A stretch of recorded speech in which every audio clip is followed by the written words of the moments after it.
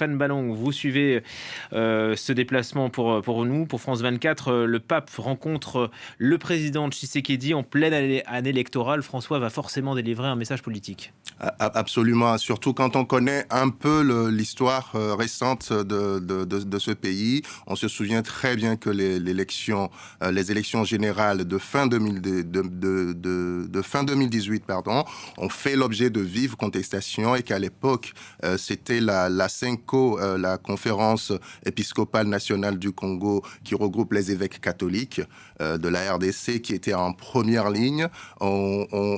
Plus récemment, on a vu cette même CENCO monter au front pour alerter sur des irrégularités qui auraient été constatées pendant le processus d'enrôlement des électeurs.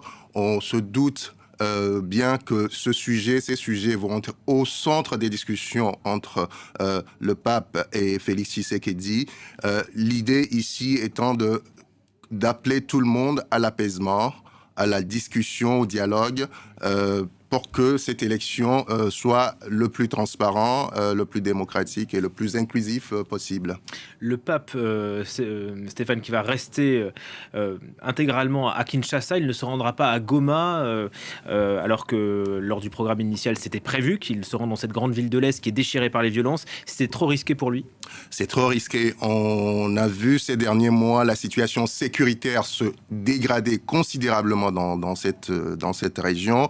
Des médiations ont été tentées ces derniers mois, que ce soit au Kenya, à Nairobi, où on était arrivé à un semblant de consensus avec la mise en place d'une force est-africaine pour apporter un peu de stabilité dans cette région.